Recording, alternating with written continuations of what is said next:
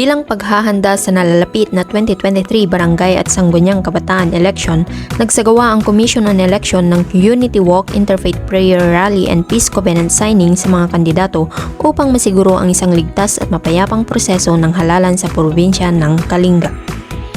Pinangunahan ni Provincial Fire Marshal Fire Superintendent Arvin A. Aquino ang pagsali sa Unity Walk, Interfaith Prayer Rally and Peace Covenant Signing na inorganisa ng mga kasamahan nating PNP at ng COMELEC. Nakilahok din sa kanilang munisipalidad ang mga iba't ibang istasyon ng BFP Kalinga sa nasabing aktibidad. Ang pagtitipon na ito ay isang makabuluhang inisyatiba upang palakasin ang pagkakaisa, pagkikipagtulungan, payapa at patas na halalan sa Barangay at Sangguniang Kabataan Election 2023 na gaganapin sa Oktubre 30, 2023. Noong October 30, 2023, araw ng halalan, nagsagawa ng monitoring sa mga deployment area ang Provincial Fire Marshal ng Kalinga na si Fire Superintendent Arvin A. Aquino. Binisita niya ang Tabuk City Fire Station na pinamumunuan ni City Fire Marshal Senior Inspector Ronald P. Rivera na kung saan nakadeploy sila sa precinct ng Tabuk City Central School at Bulanao Central School bilang standby medics o first aid service team. Ang mga iba namang fire station ng BFP Kalinga ay nagsagawa ng inspeksyon sa mga polling precinct, gayon din sa pag-inspeksyon sa mga terminal ng bus at van. Nagtalaga din sila ng motorist assistance at naka-standby ang fire truck kung sakaling magkaroon ng di inaasahang sunog.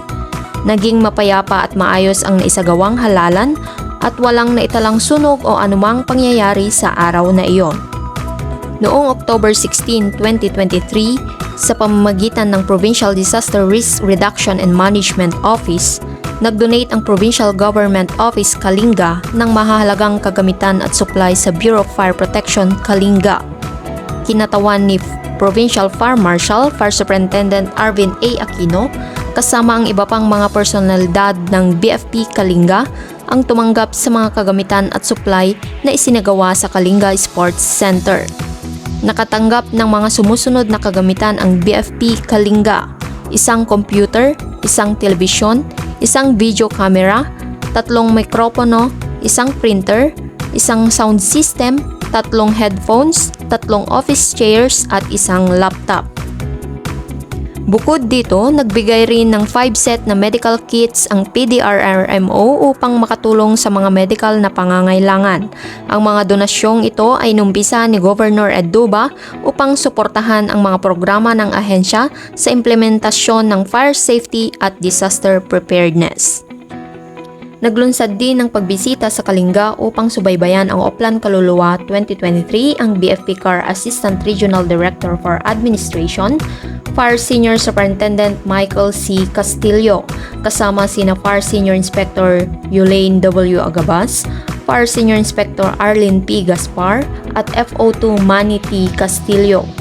Ang layunin ng kanilang pagbisita ay siguraduhing maging maayos na maipatubad ang Oplan Kaluluwa 2023 sa iba't ibang sementeryo sa probinsya.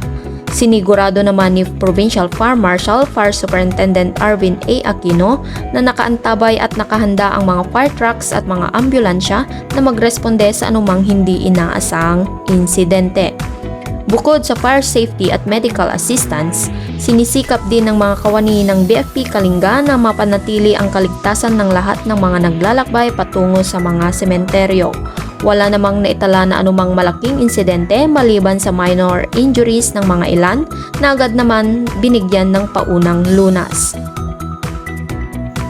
Fire Officer 1 Lizelle Grill B. Bali, nagbabalita para sa BFP TV Cordillera.